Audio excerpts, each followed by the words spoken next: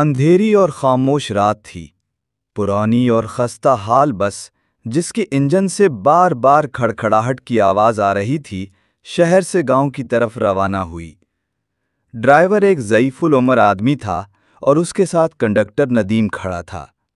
ندیم 25 سالہ دبلا پتلا جوان تھا جو دن رات محنت کر کے اپنا گزر بسر کرتا تھا۔ اس رات مسافر بہت کم تھے، زیادہ تر وہ لوگ تھے جو شہر میں مزدوری کر کے واپس اپنے گاؤں جا رہے تھے۔ کچھ عورتیں بچوں کے ساتھ بیٹھی تھیں اور ایک دو بوڑھے بھی موجود تھے۔ بس کی کھڑکیوں سے باہر گہرا اندھیرا چھایا ہوا تھا۔ ندیم نے ٹکٹ کاٹتے ہوئے محسوس کیا کہ آج ماحول کچھ زیادہ ہی عجیب ہے۔ راستے میں جب بس جنگل کے کنارے پہنچی تو ہلکی ہلکی ہوا چلنے لگی۔ ندیم نے شیشے پر ہاتھ مار کر باہر جھانکا تو یوں لگا جیسے درختوں کے بیچ میں کوئی سایہ حرکت کر رہا ہو۔ وہ پلک جھپک کر مسکرایا اور اپنے دل کو تسلی دی کہ شاید یہ اس کے وہم ہیں۔ اچانک بس ایک ویران سٹاپ پر رکی۔ اندھیرے سے 5 آدمی تیزی سے بس میں چڑھے۔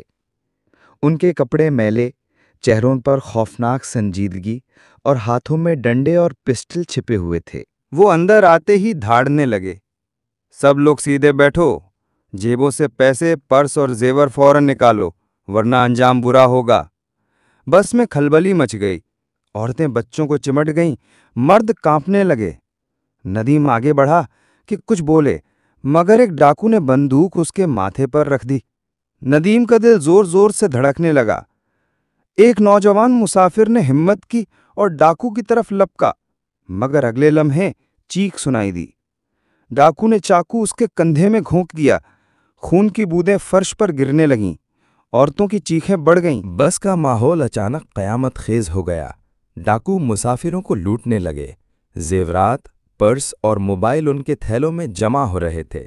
ندیم نے خاموشی سے یہ سب کچھ دیکھا، مگر اس کے اندر کچھ ٹوٹ رہا تھا۔ وہ چاہتا تھا کہ چیخے، لڑے یا ڈرائیور کو کچھ کہے، لیکن ڈاکو کی بندوق اسے مفلوج کر رہی تھی۔ یہ سب ہنگامہ جاری تھا کہ ندیم کی نظر پچھلی سیٹ پر بیٹھی 3 عجیب شخصیات پر پڑی۔ وہ 3 مرد تھے، لیکن جب سوار ہوئے بس میں کسی کو نہیں پتا تھے۔ ان کے چہرے دھندلے اور آنکھیں خوفناک تھیں۔ باقی مسافروں کے برعکس وہ نہ خوفزدہ تھے نہ پریشان۔ وہ خاموشی سے بس کے ہچکولوں کے ساتھ جھول رہے تھے۔ ان کے کپڑے عجیب پرانے اور پھٹے پرانے تھے، جیسے دہائیوں پہلے کے ہوں۔ ڈاکوؤں کو شاید ان پر توجہ ہی نہ گئی۔ وہ لوٹ مار میں مصروف تھے، لیکن ندیم کو یوں لگا جیسے ان تینوں کی خاموشی کے پیچھے کوئی بھاری راز چھپا ہے۔ اچانک بس کے شیشے پر نمی کے اندر انسانی ہاتھوں کے نشان ابھرنے لگے۔ کسی نے اندر سے نہیں چھوا تھا، لیکن پورے شیشے پر جیسے لاتعداد ہاتھ ایک ساتھ دبے ہوں۔ کچھ مسافروں نے ڈرتے ڈرتے کھڑکیوں کی طرف دیکھا اور چیخ کر رخ دوسری طرف موڑ لیا۔ ندیم کے حلق سے بھی آواز نہ نکلی۔ ڈاکوؤں نے پہلے اسے وہم سمجھا، لیکن پھر ان کے قدم بھی ڈگمگا گئے۔ اسی لمحے وہ تینوں مسافر ہلکی ہلکی سرگوشیوں میں کچھ پڑھنے لگے۔ الفاظ نامعلوم اور خوفناک تھے۔ بس کی بتی جھپکنے لگی، فرش پر خون پھیل رہا تھا اور ماحول میں ایک ناقابل برداشت سردی اترنے لگی۔ اب سب مسافر ڈر رہے تھے۔ ڈاکو ایک دوسرے کو دیکھنے لگے۔ ان میں سے ایک نے گھبرا کر کہا، اوئے، یہ کون ہے؟ ندیم بھی پتھر کا بن گیا۔ اس کے دل میں خدشہ تھا کہ یہ تینوں عام انسان نہیں، بلکہ کچھ اور ہیں۔ بس کے اندر فضا مزید بوجھل ہو گئی۔ تینوں پر اسرار مسافروں کی سرگوشیاں اب گونج میں بدل رہی تھیں۔ الفاظ ایسے تھے جنہیں کوئی سمجھ نہ سکتا، لیکن ہر سننے والے کے دل میں کانٹے کی طرح چبھ رہے تھے۔ ڈاکو، جو ابھی تک خون اور لوٹ مار میں مصروف تھے، اچانک پریشان ہو گئے۔ ایک نے چیخ کر کہا، بس کرو یہ ڈرامہ، ورنہ سب کو مار ڈالیں گے۔ لیکن اگلے ہی لمحے سامنے کی کھڑکی سے خون کی موٹی لکیر نیچے بہنے لگی، جیسے کسی کا گلا کاٹ کر کھڑکی کے شیشے پر پھیرا گیا ہو۔ عورتیں چیخیں، بچے رونے لگے اور کچھ بوڑھے بے ہوش ہو گئے۔ ڈاکو گھبرا کر پیچھے ہٹے۔ ان میں سے ایک نے اپنی پستول اٹھائی اور پچھلی سیٹ پر بیٹھے ان تینوں مسافروں پر گولی چلائی۔ دھماکے کی آواز بس میں گونجی، دھواں پھیلا، لیکن جب دھواں چھٹا तो वो तीनों यूं बैठे थे जैसे गोली उन्हें छूकर भी न गुजरी हो। उनकी आंखें अब सुर्ख अंगारों की तरह दहक रही थीं। बस अचानक झटके से रुक गई। ड्राइवर ने कांपते हुए ब्रेक दबाया था। वो खुद भी सहमा हुआ था। नदीम ने देखा कि ड्राइवर के माथे पर पसीने की बूंदें बह रही हैं। अब तीनों पुरस्रार मुसाफिर खड़े हो गए। बस के अंदर ठंड इतनी बढ़ गई कि सांसें धुंध की शक्ल में नजर आने लगीं। उनमें से एक ने हाथ उठाया तो डाकू के हाथ में पकड़ी बंदूक खुद ब खुद मुड़ गई और जैसे किसी ने जबरदस्ती उसके मुंह पर दे मारी हो। डाकू की नाक से खून बह निकला।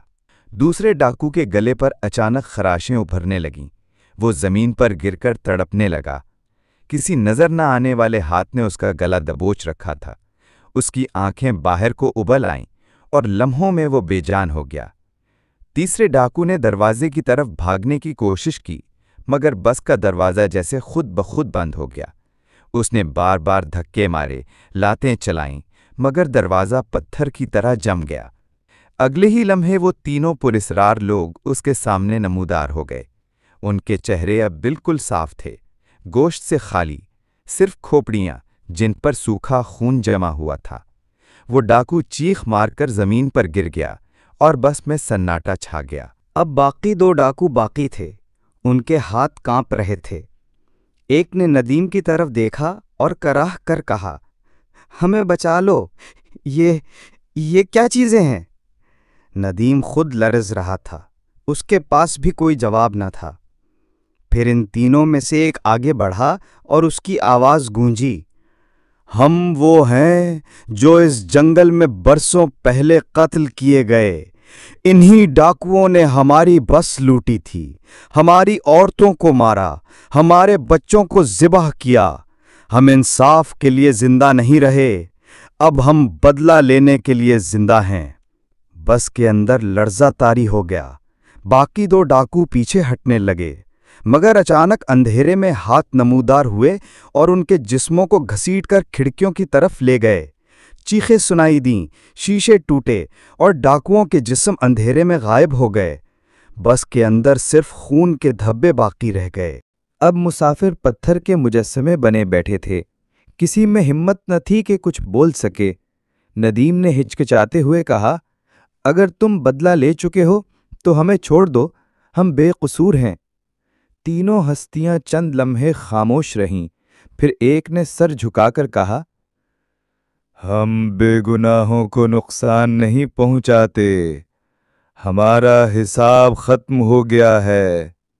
लेकिन याद रखना, रात के इस रास्ते पर हर खून का हिसाब चुकाया जाएगा। ये कहकर वो तीनों धुंध में गायब होने लगे। बस में सिर्फ मुसाफिरों की लरसती सांसें बाकी रह गईं। ड्राइवर ने कांपते हाथों से इंजन स्टार्ट किया और बस आहिस्ता आहिस्ता चल पड़ी। नदीम ने खिड़की से बाहर झांका तो जंगल की तारीकी में जैसे हजारों आंखें उसे घूर रही थीं। उधर जिसको कंधे में चाकू मारा था वो भी तड़प रहा था। उसे भी जल्दी अस्पताल लेकर जाना था। रात तवील थी, मुसाफिर खामोश थे। बस चल रही थी, लेकिन नदीम के दिल में एक ही सवाल गूंज रहा था, क्या ये हस्तियां वाकई अब जा चुकी हैं या हर रात की तरह किसी और शिकार की तलाश में छुप गई हैं? दोस्तों, अगर कहानी पसंद आई तो चैनल सब्सक्राइब ज़रूर करें। शुक्रिया।